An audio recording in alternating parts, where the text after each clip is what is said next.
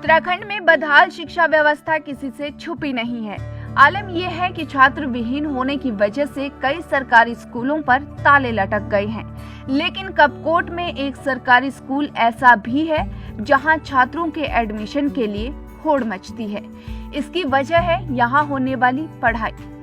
ये सरकारी स्कूल है राजकीय आदर्श प्राथमिक विद्यालय कपकोट, जहां इस बार कक्षा 5 के सभी 41 बच्चों ने ऑल इंडिया सैनिक स्कूल प्रवेश परीक्षा क्वालिफाई किया है, जो ये बताता है कि इस स्कूल में किस तरह की शिक्षा दी जाती है। सैनिक स्कूल प्रवेश परीक्षा में छात्र आयुष्मान शाही ने तो गणित में 150 में से 150 नंबर लाए हैं।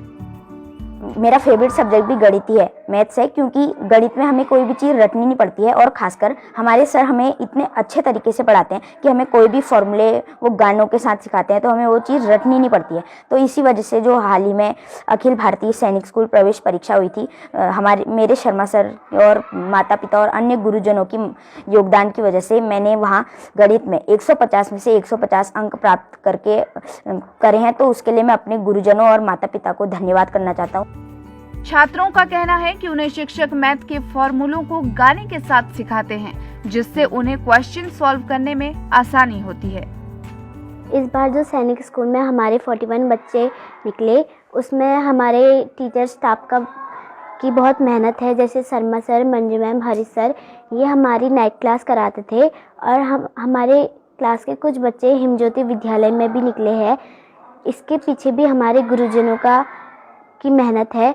इतनी मेहनत हमारे गुरुजनों ने रात दिन करी और हमारी नाइट क्लास में हमें अच्छे से पढ़ाया जाता था, एक्टिविटी कराई जाती थी और जो फॉर्मूले होते थे वो हमें गाने के साथ सिखाए जाते थे।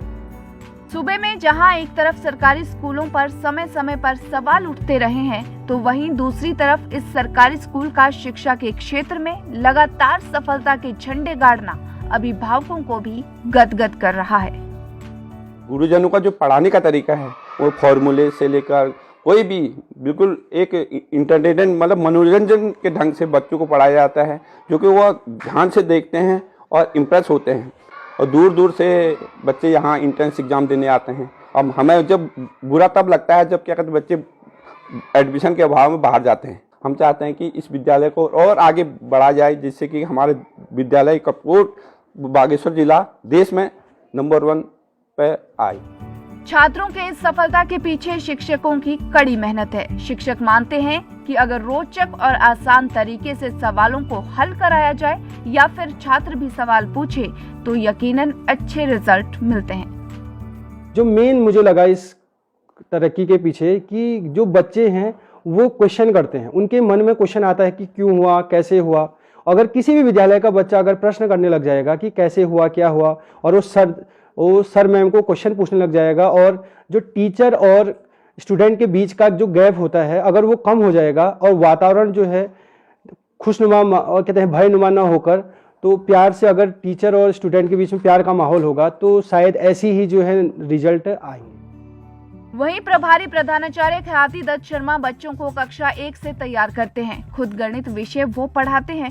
यही वजह है कि यहाँ के छात्र हर प्रतियोगिता परीक्षा में अव्वल आ रहे हैं। निसंदेह 41 बच्चों का क्वालिफाई करना एक अपने आप में बहुत अच्छी उपलब्धि विद्यालय के लिए होगी। निरंतर विद्यालय ने वर्ष 2016 से इस प्रकार के काम करते रहा और उसमें जिस प्रकार से चाहे विभागीय सपोर्ट कहें या जनप्रतिनिधियों का सपोर्ट कहें, शासन प्रशासन से जिस प्रकार से विद्यालय को सपोर्ट मिलते रहा है, तो विद्यालय ने भी अपनी प्रगति को बढ़ाते गया है और यह अब तक के समस्त परिणामों में बेहतर और सबसे उत्कृष्ट प्रदर्शन होगा।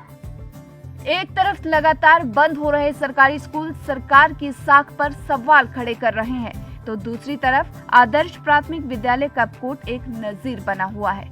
अगर अन्य स्कूलों में भी इस तरह का पठन पाठन होता है, तो यकीनन सरकारी स्कूलों की सूरत बदलेगी और बदहाल शिक्षा व्यवस्था का दाग भी हट जाएगा। साथ ही सरकारी स्कूलों के बच्चे हर क्षेत्र में कमाल कर पाएंगे। ईटीवी भारत के लिए बागेश्वर से जगदीश चंद्र की रिपोर्ट।